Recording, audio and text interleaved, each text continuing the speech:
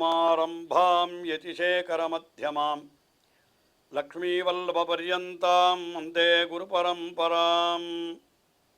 ஆழ்வார்கள் வாழி அருளிச் செயல் வாழி தாழ்வாதுமில் குறவர்தாம் வாழி ஏழ்பாறுமுய்ய அவர்களுரைத்தவைகள்தாம் வாழி செய்யமறை தன்னுடனே சேர்ந்து அகலகில்லே நிறையுமென் அலர்மேல் மங்கை உரைமார்பா நிகரில் புகழாய் உலகம் உன்னுடையாய் என்னை ஆழ்வானே.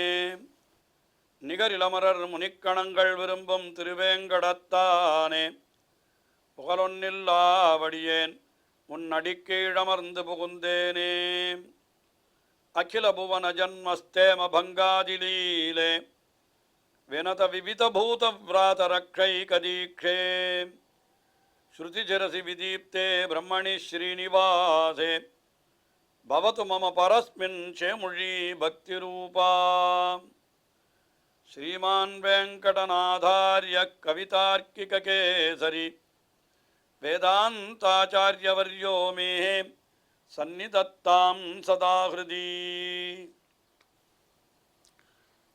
ஸ்ரீரங்கநாதனுடைய பாதுகைகளை குறித்து 1000 ஸ்லோகங்களை கொண்ட ஸ்ரீ பாதுகா சகஸ்ரம் என்கிற ஸ்தோத்திரத்தை அருளி செய்து பாதுகையினுடைய பெருமையை ஒவ்வொரு ஸ்லோகத்திலேயும் விவரித்தருளுகிறார் வேதாந்த தேசிகன். அதிலே அதை பல பத்ததிகளாக பிரித்து ஒவ்வொரு பத்ததியிலேயும் ஒரு குறிப்பிட்ட விஷயத்தை மட்டும் எடுத்துக்கொண்டு அந்த விஷயத்தினுடைய சிறப்பையெல்லாம் தெரிவிக்கிறார். அதிலே இப்பொழுது நாம் 18வது பத்ததியான முக்தா பத்ததி என்கிற பத்ததியை அனுபவித்து வருகிறோம். அதாவது பாதுகையிலே இழைத்திருக்கக்கூடிய முத்துக்கள் மட்டும் அதனுடைய பிரகாசங்கள் அதனுடைய பெருமைகள் இதை மட்டும் தெரிவிப்பதாக ஒரு 50 ஸ்லோகங்கள். இதில் பாதுகா சாஸ்திரத்திலே இப்பொழுது 620வது ஸ்லோகம். இந்த ஸ்லோகத்தில் என்ன தெரிவிக்கிறார் என்று பார்த்தால், பாதுகையிலே இழைக்கப்பட்டிருக்கிற அந்த முத்துக்கள் அது எப்படி இருக்கிறதுனா நன்ன வெள்ளை வெளியேர்னு பிரகாசத்தை உடையதாக இருக்கிறது. சிவன் தன்னுடைய தலையாலே இந்த பாதுகையை வணங்குறாராம். வணங்கி என்ன பண்ணுறாருன்னு கேட்டால், தன்னுடைய தலையில் இருக்கக்கூடிய சந்திரனுக்கு இன்னும் கொஞ்சம் வெண்மையை பெற்றுக்கொள்ளுகிறார்.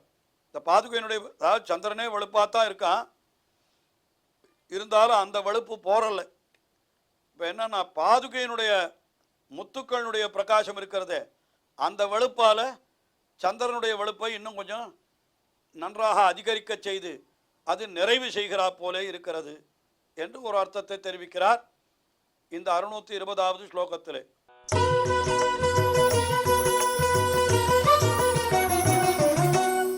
முக்தாமயூகைர் நியதம் த்வதீயைஹி ஆபூரயிஷ்யன் அவதம் சச்சந்திரம் பிபர்த்தி ரங்கேஸ்வர பாதரக்ஷே தேவோ மகான் தர்ஷித சன்னதிஸ்துவாம். என்ன சொல்றார் இந்த ஸ்லோகத்தில் பார்த்தோம். தேவஹா என்னால் இது ஆறு சொல்லுகிறது, ருத்ரனை சொல்லுகிறது இந்த ஸ்லோகத்தில். அவர் ஆறு தேவோ மகான் தேவஹா இல்லை மகாதேவன் பேருண்டோ இல்லையோ அவனுக்கு. அதனால் அவன் என்ன பண்ணுறான், மகாதேவன் ருத்ரன். அவன் என்ன பண்ணுறான், தர்ஷித சன்னதிஹி அங்கேருந்து நல்ல வணக்கத்தை வெளிப்படுத்துகிறான். தர்ஷித சன்னதிஹி என்ன நதம் அந்த விழுந்து வணங்குதல் இருக்கிறது. நேரம் எம்பெருமானை திருவடியில் விழுந்து வணங்குகிறான் சிவன். அப்படி வணங்குகிற பொழுது அது என்ன ஆகிறது என்னால், இந்த முக்தாமயூகை துவதீயைஹி முக்தாமயூகைஹி துவதீயைஹி உன்னுடைய பாதுகையே, அதாவது ரங்கேஸ்வர பாதரக்ஷேன்னு 3வது பாதத்தில் இருக்குது. அந்த ரங்கேஸ்வர பாதரக்ஷே துவதீயைஹி முக்தாமயூகைஹி உன்னுடைய அந்த முத்துக்களினுடைய ஒளியாலே நீ என்ன பண்ணுகிறாய் என்னால், அவதம் சச்சந்திரம் அவன் தலையிலே ஏற்கனவே அணிந்து கொண்டிருக்கிறானே பிறைச்சந்திரன், அவனை என்ன பண்ணுகிறாய் நீ, ஆபூரயஷ்யன் பிபர்த்தி நன்றாக பூர்த்தி பண்ணும்படியாக ஆக்கி நீ விளங்குகிறாய் என்று சொல்கிறார். இது ஆச்சரியம், இப்படித்தான் என்று சொல்லுகிறார் இந்த ஸ்லோகத்தில். அதாவது சிவன் வணக்கத்தோடு அந்த பாதுகையை எடுத்து தலையிலே வைத்து கொள்ளுகிறான். எதற்காகன்னு கேட்டா, அந்த பாதுகையில் இருக்கக்கூடிய முத்துக்களுடைய ஒளி அது தலையில் இருக்கிற சந்திரனுக்கு இன்னும் சிறந்த ஒளியை கூட்டட்டும், அது சேர்க்கட்டும் என்று. அப்படி என்ன பண்ணுகிறான்னால், இப்படி சந்திரனை அதாவது பெருமாள் பாதுகையை அவன் வணங்குகிறான். நீயும் கூட அந்த ருத்ரனுடைய தலையில் இருக்கிற சந்திரனுக்கு ஒரு பூர்த்தியை உண்டாக்குகிறாய் உன்னுடைய ஒளியாலே என்று இந்த ஸ்லோகத்திலே அப்படி அனுபவித்தார். அதற்கு அடுத்தபடியாக 621வது ஸ்லோகம். இந்த 621வது ஸ்லோகத்தில் என்ன தெரிவிக்கிறார் என்னால், இந்த பாதுகையில் இருக்கக்கூடிய முத்துக்கள் எல்லாம் அது எப்படி இருக்கிறதுன்னா, ஒரு பெரிய கயிறு போல கயத்தாலே கட்டினா போல இருக்கிறது. அது பாதுகை எப்படி இருக்கிறதுன்னா ஒரு படகு போல இருக்கிறது. எதற்காக சொல்லுகிறார் என்னால், இந்த உலகத்திலே பிறவியாகிற பெருங்கடலிலே தவித்து கொண்டிருக்கிறான் அல்லவா இந்த ஜீவாத்மாக்கள் அத்தனை பேரும், அவர்களுக்கு இந்த பாதுகை ஒரு ஓடமாக ஆகிறது. அந்த ஓடத்தை ஒரு கயிறில் தானே கட்டி வைத்திருப்பா. இந்த முத்துக்கள்லாம் அந்த படகை கட்டி வைத்திருக்கிற வெள்ளையான கயிறு போல இருக்கிறது என்று அந்த விஷயத்தை தெரிவிக்கிறார்.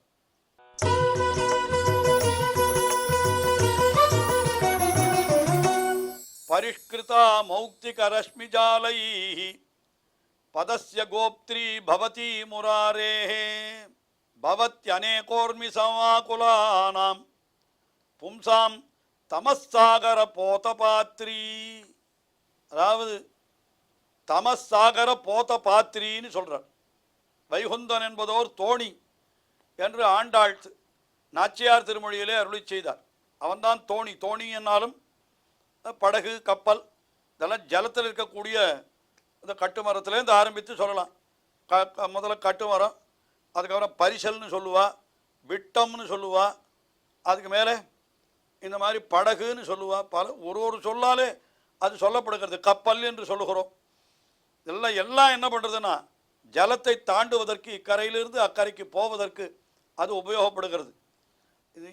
இந்த இடத்துல சாகரம் என்கிறது எதுன்னு கேட்டால், பும்சாம் தமஸ்ஸாகரம், இந்த மனிதர்களுக்கு உண்டான தமஸ்ஸாகர சாகரம். இது ஒரு பெரிய சாகரம், கடல். இது அதைத்தான் வள்ளுவரும் கூட பிறவி பெருங்கடல் என்று சொன்னார். அது பிறவாழி என்ன, இந்த ஆழின்னு பிறத்தலாகிற ஒரு ஆழி. அறவாழி அந்தணன் தாழ் சேர்ந்தார்கல்லால் பிறவாழி நீத்தலர் இது என்றெல்லாம் சொன்னாரே. அப்படி அது ஒரு பெரிய கடல். அது அந்த கடலுக்கு ஒரு போதபாத்திரி என்னால் என்ன அர்த்தம், ஒரு பெரிய ஓடமாக, அது ஓடம் என்னன்னு சொல்லலாம். இத்தனை சொல்லுவதுனால சமுத்திரத்திற்கு போதபாத்திரினா ஓடம், ஓடம் போலே இருக்கிறாய் என்று அந்த பாதுகையை சொல்லுகிறார். அந்த பாதுகை ஓடம் போலே இருக்கிறதுன்னா எப்படி இருக்கிறது? பரிஷ்கிருதா மௌக்திக ரஷ்மிஜாலைஹி பதஸ்ய கோப்திரி பவதி முராரேஹே. பதஸ்ய கோப்திரி, எம்பெருமானுடைய பதம் திருவடிகளை ரட்சிப்பவள். பவதி முராரேஹே பதஸ்ய கோப்திரி, எம்பெருமானுடைய திருவடிகளை ரட்சிப்பவளாய் இருக்கிற கூடிய நீ, பவதி உன்னுடைய மௌக்திக ரஷ்மி ஜாலைஹி, உன்னிலே இழைக்கப்பட்டிருக்கிற மௌக்திக ரஷ்மி ஜாலை, முத்துக்களுடைய ஒளியாலே அது என்ன ஆகிறதுன்னு கேட்டா, அது எப்படி ஆகிறதுன்னு கேட்டா, போதபாத்ரி பரிஷ்கிருதா, நல்ல உயர்ந்த ஒரு படகு போலே ஆகிவிடுகிறது என்று சொன்ன. போதபாத்ரி பவதி. சரி, என்ன ஆகிறதுன்னு பண்ணா, யாருக்குன்னு கேட்டா, பவதி யாருக்கு?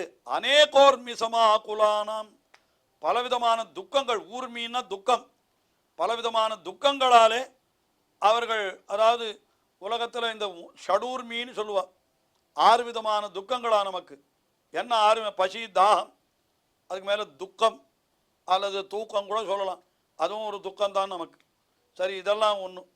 அதுக்கப்புறம் என்ன ஆகுதுன்னா, இந்த வியாதி, மூப்பு, மரணம் என்ன இதெல்லாம் வருது நமக்கு. இந்த மாதிரியான 6 விஷயங்களுக்கு 6 விதமான ஊர்மிகள்னு சொல்லுவோம். 6 விதமான துன்பங்கள். இந்த உலகத்தில் இருக்கிறதா இத்தனை துன்பங்களையும் ஒருத்தனை அனுபவித்துத்தான் ஆக வேணும். அதனால இது என்ன சொல்றேன்னா, அநேகோர்மி சமாகுலானாம் பும்சாம், பலவிதமான ஊர்மிகளாலே, அந்த துக்கங்களாலே படுபாடு படுகின்ற அந்த பும்சாம் ஜனங்களுக்கு இந்த பாதுகை என்ன ஆகிறது? போதபாத்ரி பவதி, ஒரு ஓடமாக படகு போலே ஆகிறது. ஆனால் படகுன்னா ஒரு கயரில் கட்டி வச்சிருப்பாளே அப்படின்னா சொல்றார், மௌக்திக ரஷ்மிஜாலைஹி பரிஷ்கிருதா, இந்த முத்துக்களாகிற வரிசை இருக்கிறது, அது எப்படி இருக்கிறது, வெள்ளை கயிறு போலே இருக்கிறது, நன்றாக அத்தால கட்டப்பட்டிருக்கிறதுன்னு சொல்றாரு. அதனால படகு கயிறாலே கட்டப்பட்டிருக்கும், இங்கே பாதுகை முத்துக்களாலே இழைக்கப்பட்டிருக்கிறது என்று அந்த அர்த்தத்தை தெரிவித்தார். அதற்கு அடுத்தபடியாக 622வது ஸ்லோகம்.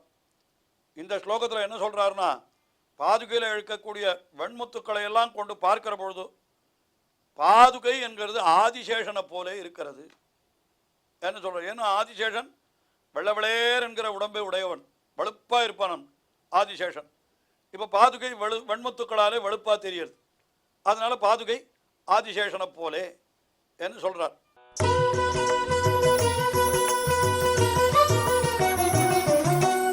ரங்கேஷபாத பிரதிபன்ன போகாம் ரத்னானுவித்தைர்மகிதாம் சிரோபிஹி முக்தாவதாதாம் மணிபாதுகே த்வாம் மூர்த்திம் புஜங்காதிபதேஹே பிரதீமஹா.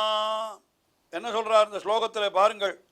இந்த பாதுகை இது எப்படிப்பட்ட பாதுகை என்னால் கல்களால், அதாவது ஹே மணிபாதுகே, நல்ல மாணிக்கங்களாலே இழைக்கப்பட்ட பாதுகையே என்று அந்த பாதுகையை சொல்றாரு. அது என்ன பண்ணுகிறதுனா, ரங்கேஷபாத பிரதிபன்ன போகாம், ரங்கநாதனுடைய திருவடிகளிலே அது சேர்ந்திருக்கிறபடியினாலே ஏற்படுகிற சுகத்தை உடைத்தாய் இருக்கிறது பாதுகை. இப்படி சொன்னால் இப்போ என்ன சொல்ல போகிறார் ஸ்லோகத்தில், இந்த பாதுகை ஆதிசேஷனை போலேன்னு சொல்ல போகிறார். இதில் சொன்ன விசேஷணங்கள் அத்தனையும் ஆதிசேஷனுக்கும் பொருந்தும், பாதுகைக்கும் பொருந்தும். எப்படி பாருங்கள், முதல்ல ரங்கேஷபாத பிரதிபன்ன போகாம், ரங்கநாதனுடைய திருவடிகளை எப்பொழுதும் பற்றி இருக்கிறபடியினாலே ஆனந்தமாய் ஒரு போகத்தோடு இனியவளாய் இருப்பவள் அப்படின்னு சொன்னால் அது பாதுகைக்கும் பொருந்துறது, ஆதிசேஷனுக்கும் பொருந்துறது. ஆதிசேஷனும் எம்பெருமானுடைய திருவடியை பற்றித்தானே இருக்கான், அதனால தான் அவனுக்கு ஆனந்தம். அதுக்கு மேலே இன்னொரு விஷயம் என்ன சொல்கிறான்னா, ரத்னானு வித்தைஹி மகிதாம் சிரோபிஹி, நல்ல உயர்ந்த தலையிலே ரத்னானு வித்தைஹி மகிதாம், நல்ல ரத்தினங்களோடு கூடியவனாய் இருக்கிறான் ஆதிசேஷன். ஆதிசேஷனுடைய தலையில் நல்ல ரத்தினங்கள் இருக்கிறதுன்னு சொல்கிறது உண்டோ இல்லையோ, அதனால் அது சொன்னார். அது அப்படியே பாதுகைக்கு சொன்னால் இதுவும் என்ன, மேலே நல்ல ரத்தினங்கள் இழைக்கப்பட்டிருக்கின்றன. பக்கழைய ஸ்லோகத்தில் பார்த்தோம். அதாவது ஒரு பத்ததியில், என்ன பத்ததி அது, பத்மராக பத்ததி, பாதுகையில் இழைக்கப்பட்டிருக்கிற சிகப்பு கற்களை பற்றி எல்லாம் சொன்னார். அதனால் எப்படி பாதுகை எம்பெருமானுடைய திருவடியை பற்றி இருக்கிறது, ஆதிசேஷனும் எம்பெருமான் திருவடியை பற்றி இருக்கிறான். சிரோபிகி, சிரோ பிரதேசத்தில் ரத்தினங்கள் இழைக்கப்பட்டிருக்கிறது.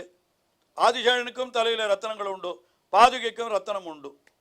அதுக்கு மேலே என்ன சொல்கிறேன்னா, இன்னொன்று முக்தாவதாதாம் மணிபாதுகே, முக்தா முக்தா முத்துக்களினாலே எப்படி இருக்கானா, அவதாதாம் மணிபாதுகே, பாதுகையும் வலுப்பாக இருக்கு இப்பொழுது. எதனால, முத்துக்களினாலே. திருவனந்தாழ்வான் எப்படின்னா ஆதிசேஷன் அவன் இயற்கையாகவே வலுப்பாக இருக்கான். முக்தாவதாதாம் மணிபாதுகே த்வாம், அப்படியெல்லாம் இருக்கிறபடினாலே இவன் எப்படி இருக்கிறதுன்னு கேட்டால் மூர்த்திம் புஜங்காதிபதேஹே பிரதீமா. அதனால பாதுகையினுடைய மூர்த்தி இருக்கிறதே, அந்த திரு உருவம், அதை நாங்கள் என்னவா நினைக்கிறோம், புஜங்காதிபதேஹே இது பிரதீமா. இது புஜங்காதிபதியான ஆதிசேஷனுடைய மூர்த்தி தான் இது. ஆதிசேஷன் வேறு, பாதுகை வேறல்ல என்று நாங்கள் நினைக்கிறோம். என்ன காரணம், ஆதிசேஷனுக்கு உண்டானதெல்லாம் இந்த பாதுகைக்கும் இருக்கிறது. ஆதிசேஷனுக்கு என்ன இருக்கிறது, எம்பெருமானுடைய திருவடி சம்பந்தம். ஆதிசேஷனிலே ரத்தினங்கள் தலையிலே உண்டு. ஆதிசேஷன் முத்துக்களை போல வெளுப்பாயிருக்கிறான். இங்கே பாதுகையில் என்னன்னா, இது எம்பெருமானுடைய திருவடி சம்பந்தம் இருக்கிறது. அதே சமயத்தில் ரத்தினங்களும் பாதுகையிலே இழைக்கப்பட்டிருக்கின்றன. இன்னொன்று என்னன்னா, முத்துக்களாலே பாதுகையும் வெளுப்பாக இருக்கிறது. அப்படி பார்த்தாலுன்னா பாதுகையும் ஆதிசேஷனும் ஒன்றும் என்று சொல்லும்படியாக இப்படி இருக்கிறது என்று இந்த ஸ்லோகத்தில் அனுபவித்தார். இன்னும் தொடர்ந்து அனுபவிப்போம். ஸ்ரீயக்காந்தாய கல்யாண நிதையே நிதையேர்த்தினாம் ஸ்ரீவேங்கட நிவாசாய ஸ்ரீனிவாசாய மங்களம். ஸ்ரீமத் சுந்தர ஜாமா திருமுனிமான் சவாசினே சர்வலோக நிவாசாய ஸ்ரீனிவாசாய மங்களம்.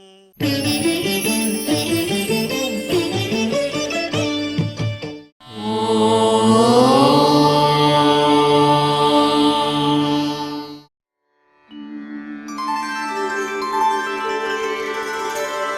विना वेङ्कटेशं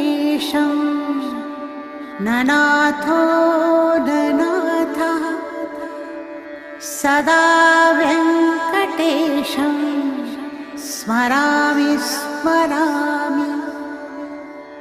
हरे वेङ्कटेश प्रसीद प्रसीद। प्रियं वेङ्कटेश प्रयच्छ